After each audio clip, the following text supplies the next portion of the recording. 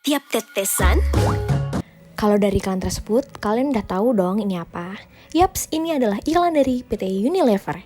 Maka dari itu, kami dari kelompok 2 mohon izin untuk mempresentasikan sistem informasi manajemen yang diterapkan oleh PT Unilever. Assalamualaikum warahmatullahi wabarakatuh. Kami dari kelompok 2 ingin mempresentasikan hasil kerja kami, yaitu implementasi sistem informasi manajemen pada PT Unilever Indonesia Tbk. Yang pertama, sejarah PT Unilever Indonesia Tbk. Unilever Indonesia didirikan pada 5 Desember 1933 sebagai Lever Zeefabriken N.V. pada 22 Juli 1980. Nama perusahaan diubah menjadi PT Lever Brothers Indonesia pada tahun 30 Juni 1990. Lalu nama perusahaan diubah menjadi PT Unilever Indonesia Tbk. Unilever Indonesia melepas 15% sahamnya di Bursa Efek Jakarta dan Bursa Efek Surabaya pada tahun 1981. Unilever Indonesia mempunyai lebih dari 1.000 distributor di seluruh Indonesia.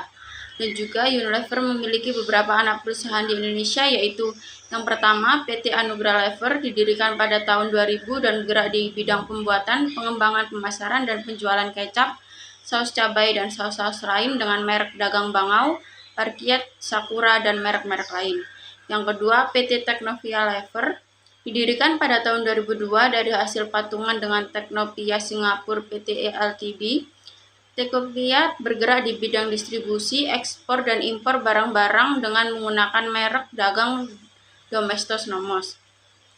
Yang ketiga, PT Knorr Indonesia diakuisisi pada 21 Januari 2004. Yang keempat, PT Sarale Bodycare Indonesia Tbk.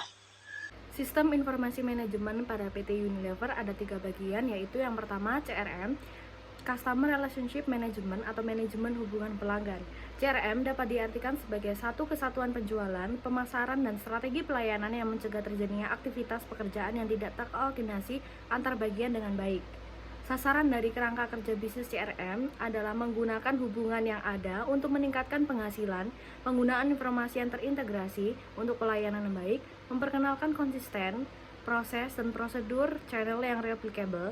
Tujuan utama dari CRM adalah untuk meningkatkan pertumbuhan jangka panjang dan profitabilitas perusahaan. Fungsi CRM untuk mendukung kegiatan bisnis perusahaan seperti penjualan atau sales. CRR atau Corporate Social Responsibility secara harfiah adalah respons sosial atau tanggung jawab sosial terhadap lingkungan sekitar yang dilakukan oleh sebuah perusahaan dalam bentuk berbagai kegiatan. Misalnya, menjaga lingkungan sekitar perusahaan, membangun fasilitas umum, meningkatkan kesejahteraan masyarakat sekitar, memberikan bantuan beasiswa kepada anak yang dirasa kurang mampu, hingga memberikan bantuan dana yang untuk kesejahteraan masyarakat sekitar. Model pelaksanaan CSR. Yang pertama ada keterlibatan langsung pada masyarakat. Yang kedua melalui yayasan atau organisasi sosial. Yang ketiga menjalin kemitraan. Contohnya PMI dan Dompet Duafa. Tujuan CSR adalah mempertahankan nama baik dan citra perusahaan, menjaga hubungan baik dengan stakeholder, memberikan solusi untuk menyelesaikan masalah yang terjadi di sekitar lingkungan perusahaan. Manfaat CSR. Yang pertama untuk perusahaan. Ada 3 manfaat CSR bagi perusahaan. Yang pertama yaitu untuk membuka peluang kerja secara luas bagi pihak lain. Yang kedua, sebagai sebuah media promosi untuk perusahaan itu sendiri. Yang ketiga yaitu untuk membuat suatu inovasi baru dalam bentuk sebuah program tertentu. Yang kedua, manfaat untuk masyarakat umum. Sedangkan manfaat yang akan didapatkan oleh masyarakat umum yaitu meningkatkan kesejahteraan dalam berbagai aspek, di mana masyarakat yang ada di sekitar perusahaan menjadi lebih diperhatikan dan juga terjaga. Yang ketiga, untuk pihak lain, manfaat yang akan didapatkan oleh para pemegang saham yaitu perusahaan akan mendapatkan citra yang baik, sehingga dapat menambah kemungkinan adanya investor tambahan.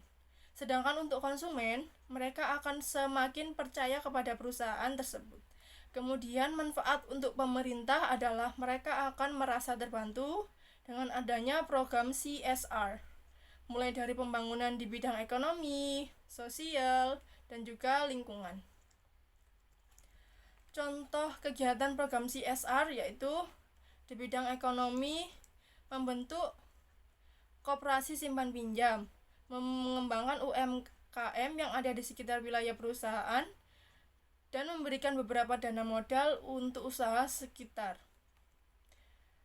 2. Di bidang kesehatan, menyediakan acara donor darah yang bisa diikuti oleh masyarakat umum dan juga pegawai, program vaksinasi gratis, dan memberikan pengobatan gratis. 3. Di bidang lingkungan, mengadakan program pengolahan limbah, menyediakan program pelatihan kemampuan, dan menyediakan acara seminar yang berkaitan dengan pendidikan.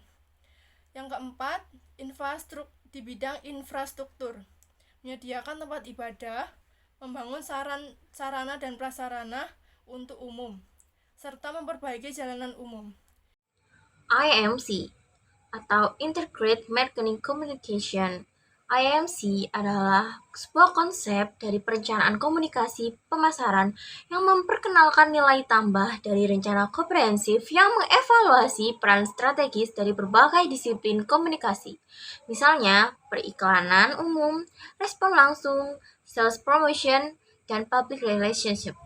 Adapun beberapa manfaat dari IMC. Yang pertama adalah untuk membentuk identitas merek yang kuat di pasaran, serta mengikat suatu citra dan peran komunikasi perusahaan.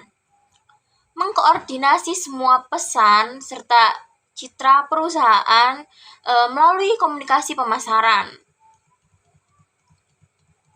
IMC juga berhubungan erat antara perusahaan yang berisi barang atau jasa dengan konsumennya. Maksudnya di sini IMC ini merupakan hubungan antara perusahaan dengan konsumennya.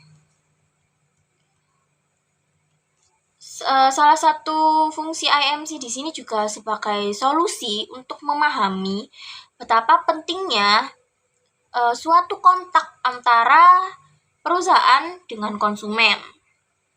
Biasanya IMC ini juga menghasilkan suatu konsistensi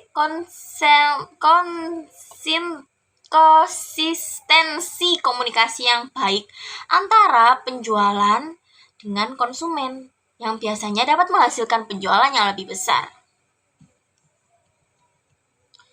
Ada pula suatu diagram atau gambaran mengenai IMC di sini.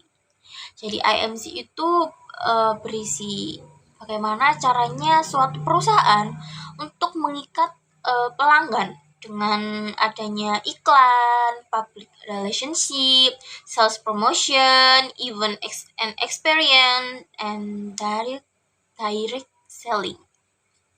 Sekian presentasi dari kelompok kami, kurang lebihnya mohon maaf. Thank you dan see you next time.